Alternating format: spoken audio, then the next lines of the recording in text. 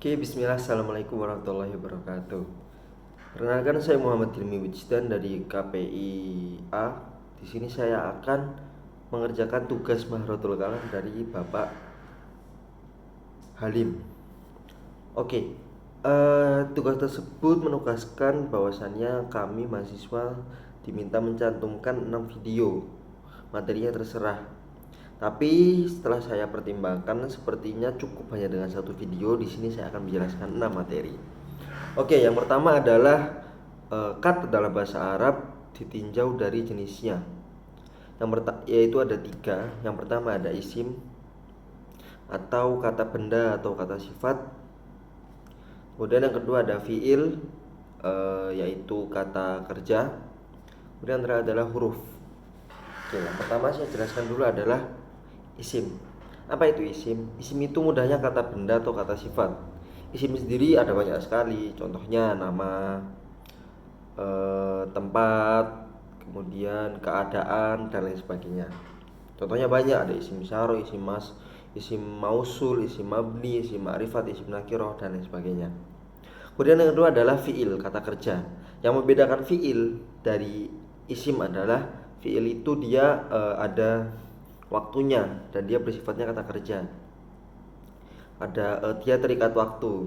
Nah, fiil sendiri dibagi menjadi 3. Yang pertama adalah fiil mudhari yang memiliki arti sekarang atau yang akan datang. Kemudian yang kedua adalah ada fiil madi yang berarti adalah masa lalu, masa lampau atau past tense kalau bahasa Inggrisnya. Dan yang terakhir adalah fiil amar, yaitu kata perintah. Dan yang terakhir adalah huruf. Apa itu huruf? Huruf itu adalah yang tidak termasuk kepada fiil maupun isim.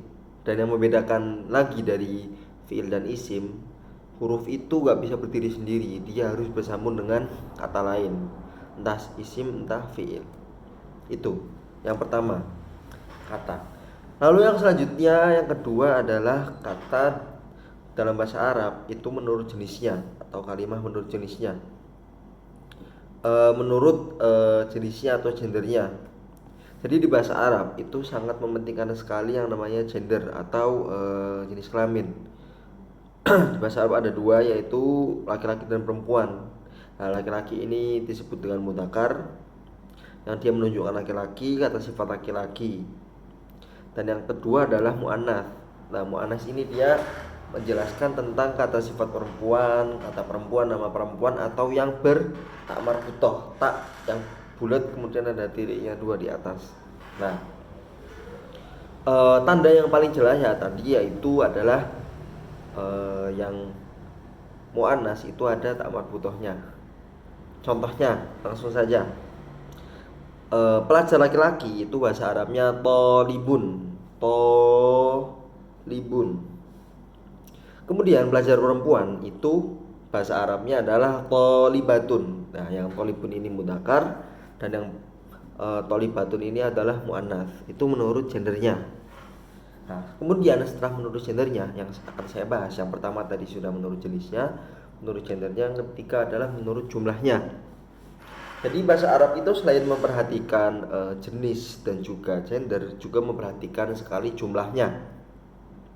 Nah, di bahasa Arab sendiri itu jumlah tuh dibagi menjadi 3 untuk jumlah untuk jumlah kata di dalam bahasa Arab itu dibagi menjadi 3. Yang pertama adalah mufrad. Dia itu untuk yang berjumlah 1. Lah, contohnya apa ya tadi? Tolibun, tolibatun. Yang mufrad ini bisa muannats bisa mudzakkar ya. Kemudian yang selanjutnya adalah musanna. Musanna ini dia menunjukkan makna 2. Jadi lebih dari 1 kurang dari 3, 2. Nah, itu dibagi menjadi 2 musanna, yaitu untuk mudzakkar dan juga untuk muannas. Tapi sama aja sih bahasa Arabnya sih. Ya, bahasa Arabnya sama.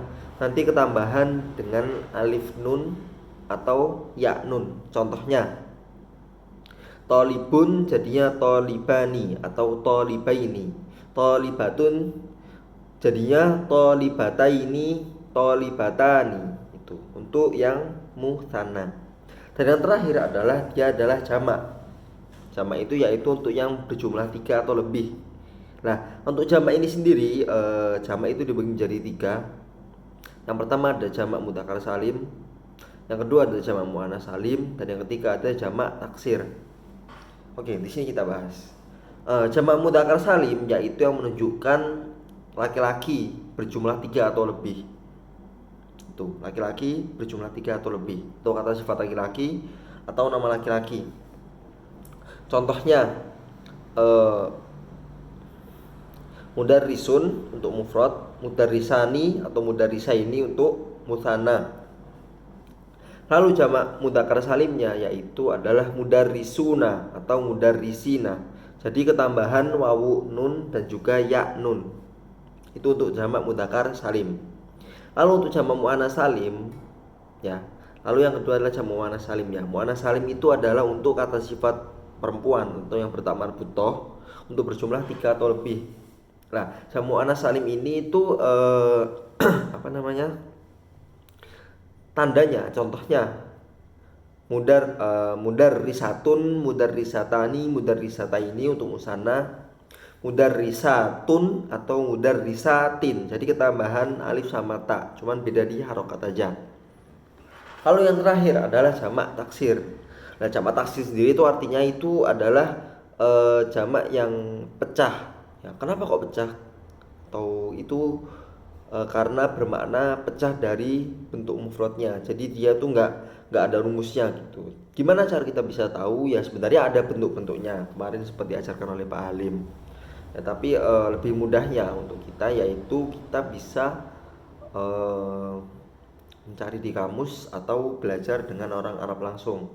Contohnya yang untuk jamak taksir adalah faslun untuk mufrad, faslani, faslaini untuk mutsanna, fusulun itu untuk jamak taksir. Atau tolibun, tolibani, tolibaini jadinya tulabun.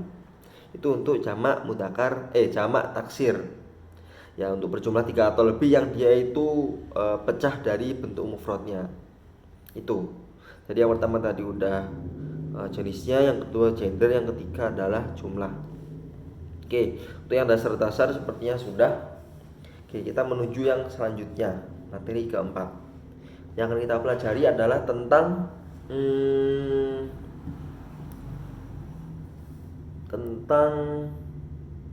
isim isyarah. Nah, isim isyarah. Apa itu isim isyarah? Oh iya, saya lupa, sebelum ke isim isyarah ada juga yang perlu kita perhatikan. Jadi di bahasa Arab itu selain tadi itu juga ada yang perlu diperhatikan, itu di bahasa Arab itu ada juga isim yang sudah diketahui dan juga isim yang belum diketahui. Bagaimana itu? Ya, oke, kita bahas. Jadi untuk yang isim contohnya adalah isim ma'rifat dan juga isim nakirah. Ma'rifat itu artinya itu telah diketahui. Jadi di bahasa Arab sangat memperhatikan sekali untuk komunikasinya ya, pola komunikasinya. Jadi misalnya contohnya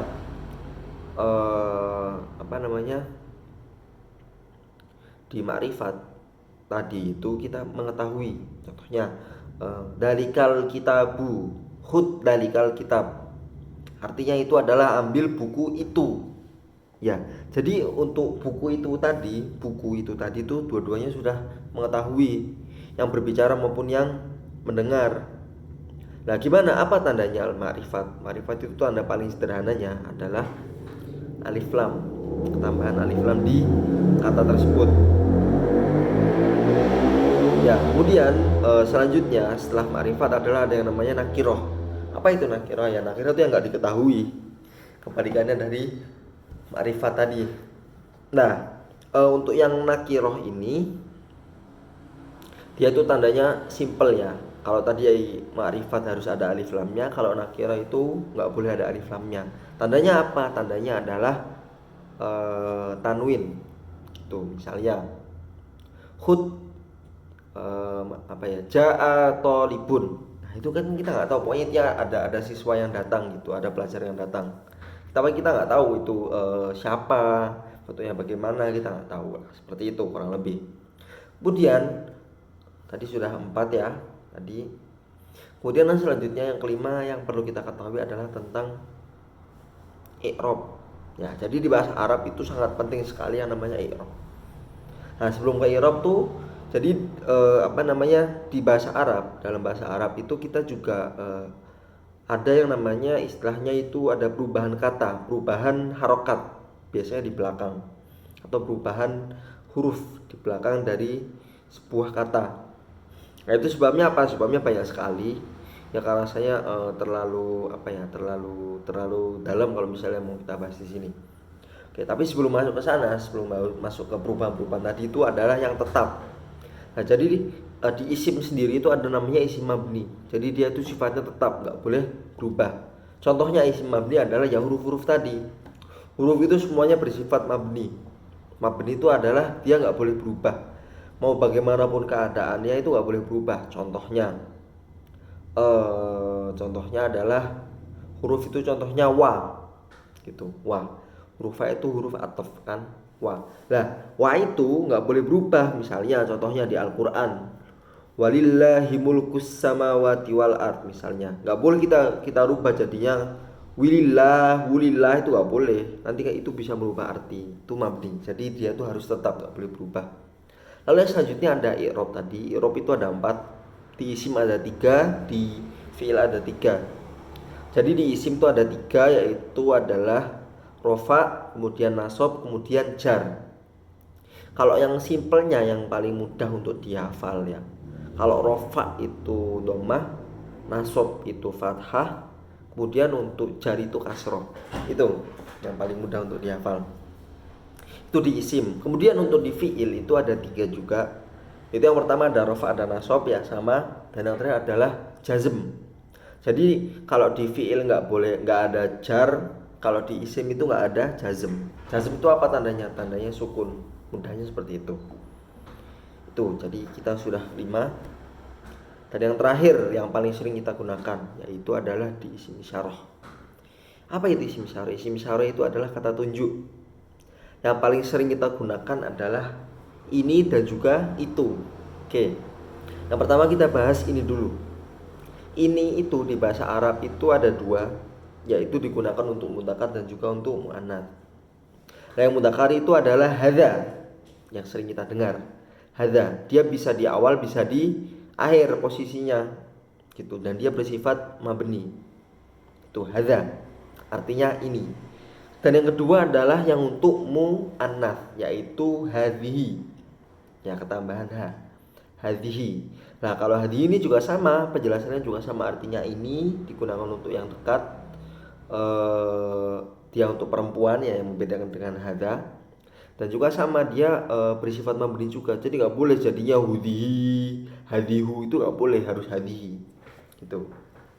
Nah, kemudian selain hadza dan hadhihi yang berarti ini, ada juga yang namanya dzalika dan tilka yang artinya itu. Jadi dia tuh untuk menunjukkan yang jauh.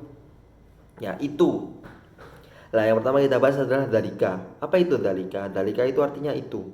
Sifatnya sama seperti hadza tadi ya. Cuman yang membedakan dia menunjukkan yang jauh. Ya, dia juga mabni, nggak boleh dirubah-rubah jadi dulika, dariku, gitu nggak boleh. Dzalika. Kemudian yang untuk mudzakkar. Nah, untuk yang muannats itu adalah tilka. Sama penjelasannya juga dengan dzalika. Ya, dia berarti itu untuk yang jauh, bersifat mabni juga, nggak boleh dirubah-rubah.